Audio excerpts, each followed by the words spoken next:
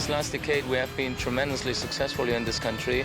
Every record went gold and platinum, and so we knew that we have many fans here, even though we never really played so many concerts here in Portugal. To come here was also a way to say thank you to our Portuguese fans for all the support in all those years.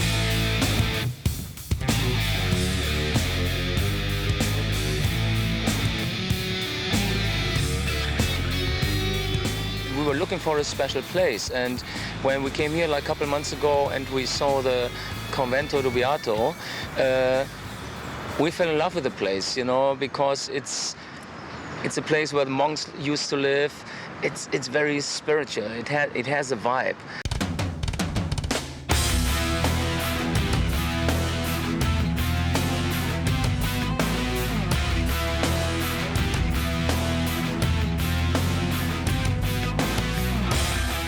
I mean, unplugged, so many people have done it, and we thought now is the time, since like it doesn't seem to be in fashion that much anymore, so we try to like go against the regularias.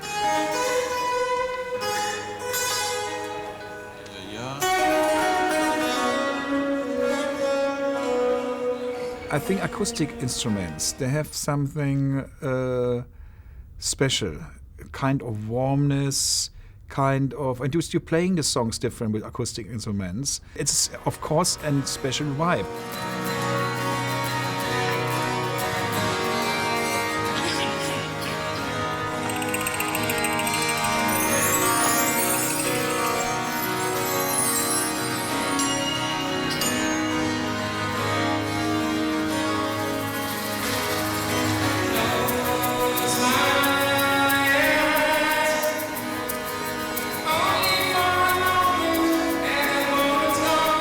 I think it really comes down to the song. I mean, when you write music, the best case, you have a song that only needs one guitar and one voice.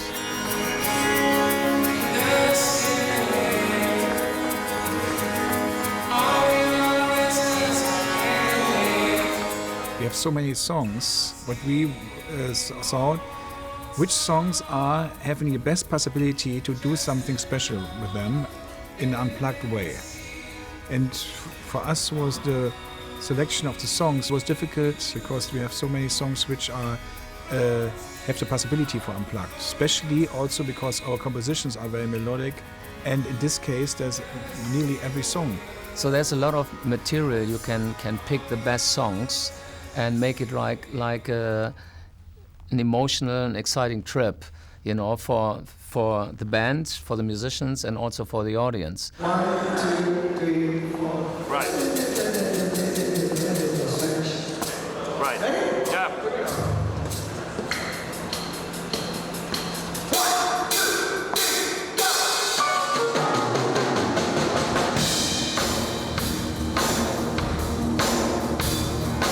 We have like a whole bunch of songs which we can do unplugged, which we maybe earlier never thought we could do.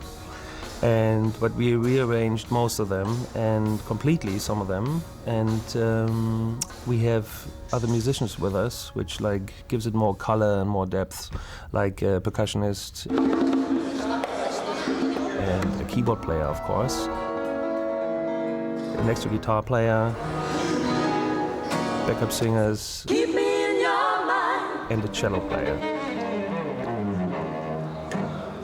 They're all very, very good musicians. So, you know, we have the possibility to like present the songs in various outfits.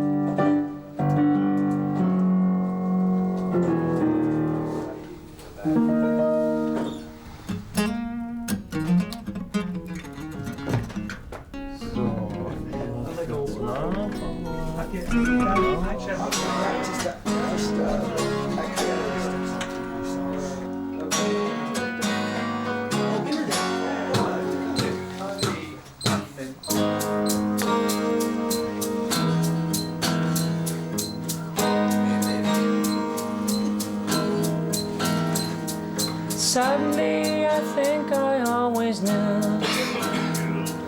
I have my share of mistakes, made quite a few.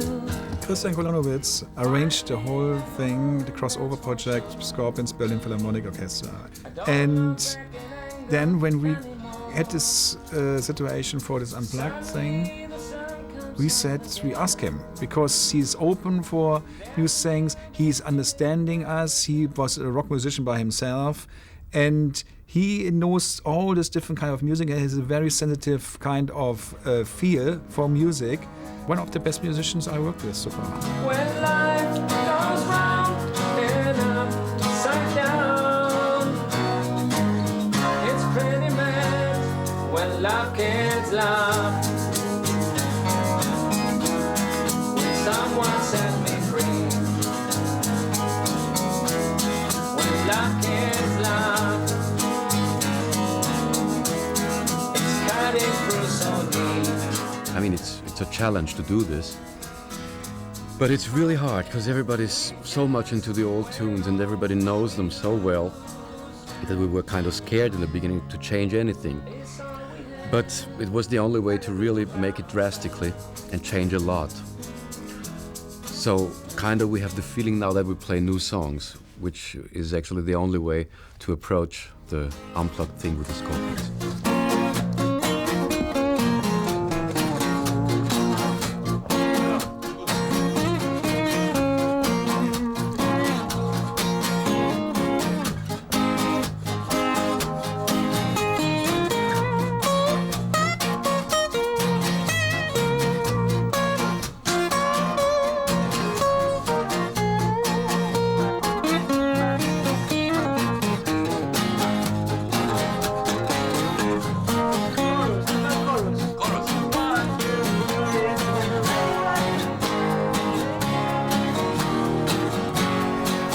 There's a long relationship, a long friendship between the Scorpions and the Portuguese, and we always like to come here. It's a special atmosphere.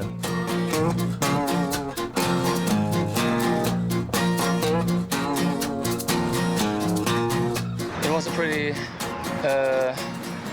long week, a lot of work, you know, and we were rehearsing until the very last minute here in the hotel in Lisbon. But now the arrangements are clear and now we don't have to rehearse anymore.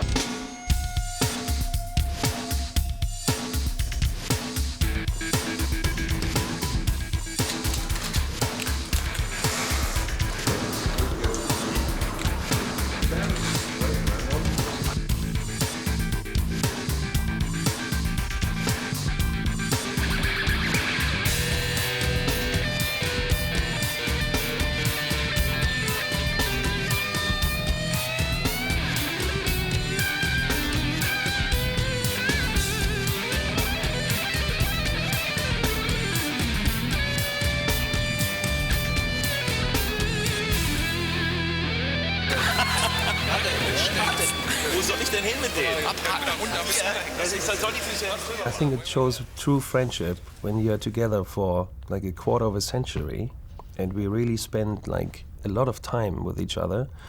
We don't share hotel rooms, but that's about it, you know.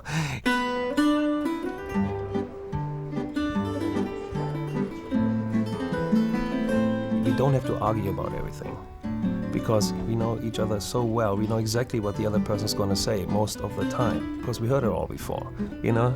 I remember that we had like very long discussions about something that was brand new back then, but now not too many things are brand new anymore. Oh, madragoa das bernardas e das trinas, dos padeiros das farinas, a tradição, essa Lisboa que nos fala de outra idade, de outros tempos da cidade, que já lá vão, bairro cercado. Vamos ter certamente muito que falar. Para já, uma pergunta. Klaus Meine foi vocalista de uma outra banda antes de se juntar aos Scorpions. Qual o nome dessa banda? Será The Mushrooms, The Strawberries ou The Lords? Se souber a resposta, 820 22 44 a partir de agora, à vossa inteira disposição. First you gave a classical touch to your songs, now you unplug your guitars. Tell us about that different kinds of work. I think it's a great experience to hear a couple of those songs we are playing for so long and here with new arrangements in a totally different way. And it's a very exciting project, and we're looking very much forward to the shows here in Lisbon.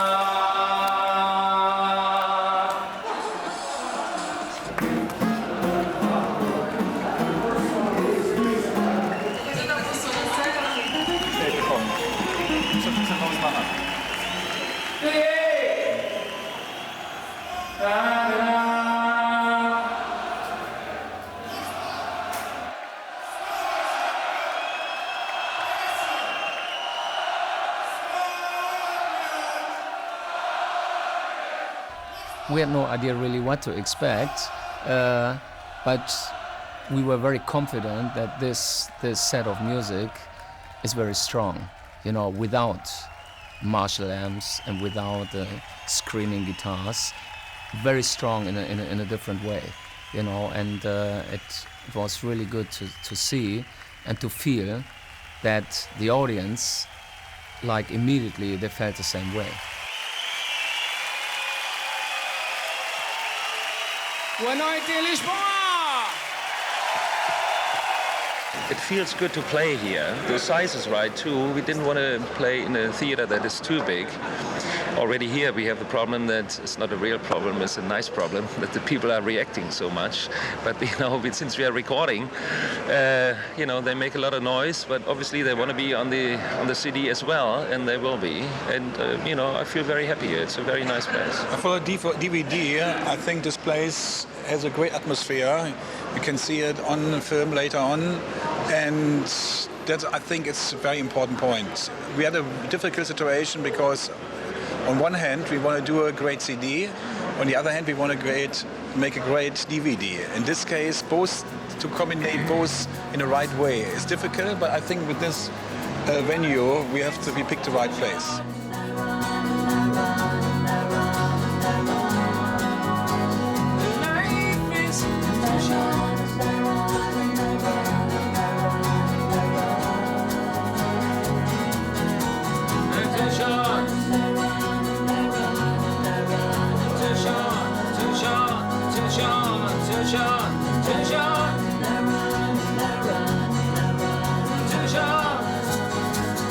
Life